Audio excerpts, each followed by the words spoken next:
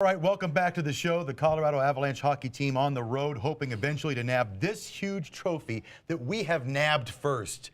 We have it live in studio right now. We're talking, of course, about the Stanley Cup. Yeah, the Avs have made it to round 2 of the playoffs, and they get fans excited. That's what we're here to do today, getting a close-up look at the most famous trophy in the sporting world. And look at this. Mike Bolt is here with us. You are officially the keeper of the cup. I am, yeah. I work for the Hockey Hall of Fame up in Toronto. I've been doing this job for 20 years, so I got to spend some time with the Avalanche in 2001, and it was a great summer, a great experience, and it was a great organization to work with. It's really beautiful. How heavy is it? 37.5 pounds, 34.25 inches tall, made of 97% silver, 3% nickel. Did Tomer say you took it up the top of one of our mountains? Yeah, once? Mount Albert. Back in Mark Wagner, the finance guy for the Avs, was allowed to bring it up with some of his guys that work with him, and we 14,433 feet. I'll always remember that because I hiked it. It was quite the hike. It was a tough one, but it was really cool. The pictures on top of the mountain with the cup were awesome. I bet they are beautiful. What are some of the most interesting stories with it? I mean, we hear them. It's so iconic. We see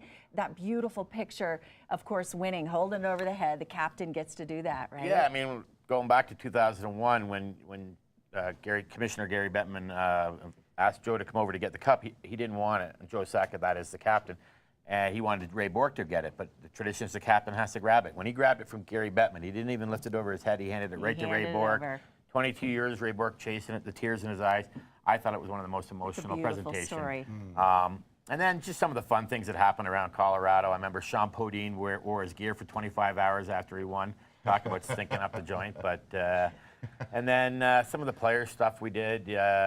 You know, again, we'll go back to Ray Bourque when he brought it back to Boston. He's a bit of a legend in Boston, and sharing it with the fans back there. Even though they were Bruins fans, they were really happy to see him win the Stanley Cup with the Avs. You said briefly that as the years go on, the top ring gets taken off, Yeah, so this ring right here, the top ring, will go into the Hall of Fame in 13 years, move all the rings up, and put a new ring on the bottom.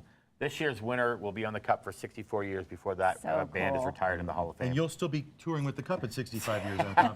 Yeah. It's a pleasure having you in the studio. Thanks for bringing it by this morning. Thanks for having us. And good luck to the Avs. I took a picture of how he carries this thing around. I'm going to post that on my social media because it's kind of a special way that he has to do that. Very carefully, So I'm thanks, sure. Mike. We're Good coming to see right you. back. Stick around. Thanks.